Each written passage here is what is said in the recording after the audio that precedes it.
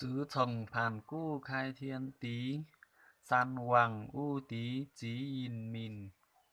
To xeo cu yin thín trông héo, hiền nàng trông héo trái chào thìn.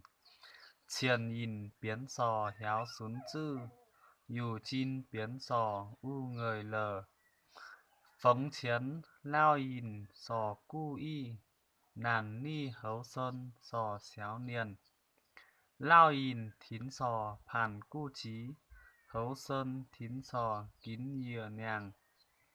Dừa nàng cháo tầy pan pan ín, bù giáo cao xin ín dừa nàng. Cao xin ín dừa thiên tí hời, chi yên khán nàng dừa dừa yin.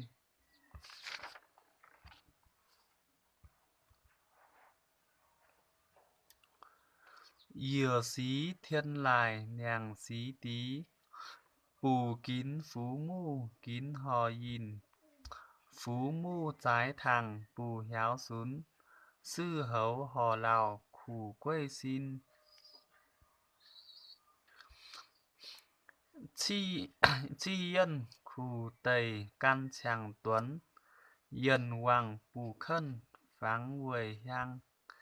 Chiên bái ván bái bái trang chi, chiên khủ ván khủ khủ lù hang.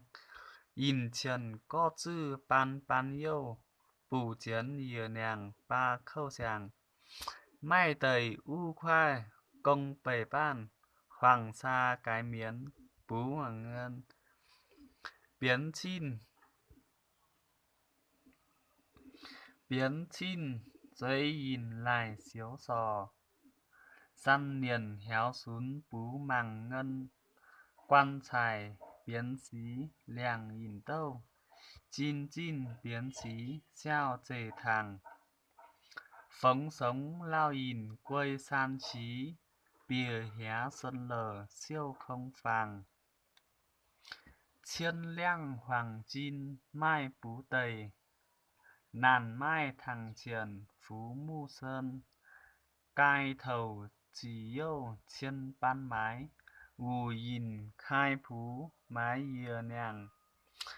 Phóng chin yin cha nàn hò ni, doan xin hình héo kín dừa nàng. Ni tá chủ trá yin cha trí, bìa hé dừa nàng siêu không phàng. Nàn lờ trang tá chi cao hé, hìa phần chỉ cái biến xoang chin. Báo xoang chin. Dừa yêu săn niền xíu xin khu, nàng yêu săn niền xíu khu xin. Do biến xỉ neo yếu biến suối, yếu biến xỉ leo nàng giò tang. Nhỏ xí liang biến tu xí leo, xoang siêu báo lờ, tú sáng nần. Báo xì báo tầy siêu trông doan, chéo xì chéo tầy khâu trông khuân. Chiêu tông xì lò xoang lùi, nàng xí hò biên xì y sang. Siêu lân trang lại trà trái yao, xì có chi thầu lân táo củ. Xì chi trang lại khâu ly hàn. Phóng trấn hấu sơn thín cu y, chi xì trang tá chín dừa nàng. Mây dừ chỉ nàng san trang nai, san dừ chỉ nàng châu tú trang. Tiên tiên chỉ nàng xin sáng hìa, dừa nàng lao leo. Yên phì hoàng, nàn lờ trang tá chi cao há, bù tầy khai khâu má dừa nàng.